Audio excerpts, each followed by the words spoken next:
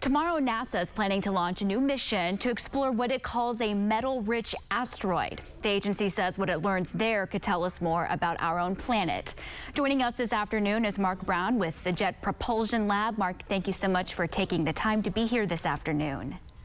My pleasure. Thank you. Let's start at the very base. Why do scientists want to learn more about asteroids?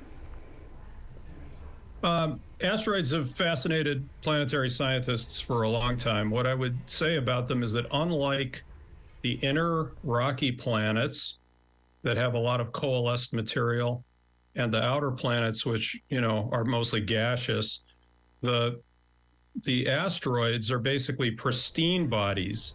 They're bodies that have not really evolved much in their billions of years of existence in the solar system.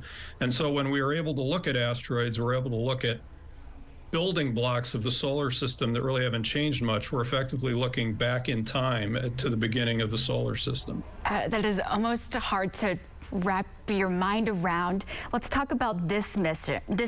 It's all about a specific asteroid, Psyche. What makes this one so special? Psyche is indeed a very special asteroid. We call it kind of almost like a Goldilocks kind of asteroid. As opposed to other NASA missions that have visited rocky, stony, icy asteroids, Psyche is largely made of iron and nickel. It is metallic. No NASA mission has ever put imagers on such a body. We expect this will look, just even to the naked eye, unlike anything that we've ever seen before. The cratering will be different, the structure will be different. And so we'll learn more about just the whole population of asteroids by seeing this body. And what can an asteroid like Psyche tell us about Earth itself? Now, the very interesting thing about Psyche, and the main science question that our mission was built to address, is how did Psyche come to form? There are a couple of leading theories about how this much metal accreted in a body this large. Understand that Psyche is one of the larger asteroids in the asteroid belt, so it's not just metal, but it's metal and it's large. And one of the leading theories that we plan to test is whether or not Psyche might be the core of what was once a larger planetesimal, where the mantle of that planetesimal got stripped off by violent collisions in the early solar system. And if Psyche is a metallic core of what was a bigger object, it'll be the only planetary core that humankind has ever seen.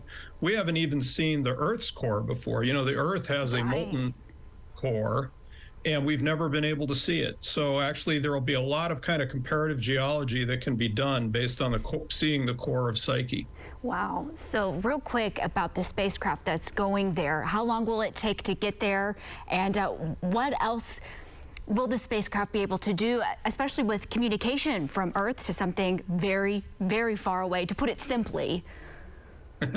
Yeah, I'll cover a couple of pieces of that. First of all, we don't really, this isn't Star Trek. We don't just turn on the warp drive and get anywhere in a matter of minutes.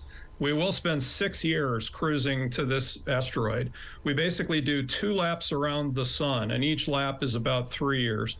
At the end of the first lap, we'll actually be at Mars, and we will get a gravity slingshot assist from Mars that will give us better energy to go farther out past Mars on the second loop around the solar system, and then we'll rendezvous with Psyche in 2029. Okay. Wow. To answer your question about communications, this mission, our spacecraft uses traditional radio communication with the Earth down to the Deep Space Network. We've flown these kinds of systems for a long time, but we are carrying a technology demonstration package sponsored by another department at NASA, actually. And that demonstration is to use optical communication. So instead of modulating radio waves, we're modulating laser light at the photon level to code information. And so there's a terminal on the spacecraft called DSOC, Deep Space Optical Communications, that will send a test pattern down to a ground telescope in Palomar, California, that has a receiver on it that is so sensitive it can actually detect individual photons coming from as far away as Mars.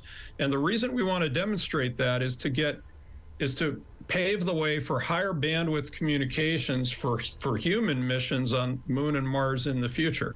You can remember back in the day when you had to, run your computer at low bandwidth, or when you had little, pixelated TV. We want to be getting high def video from the moon, and optical communications is one of the things that should enable that. That is fascinating. Just a fascinating mission all around. Y'all do very important work.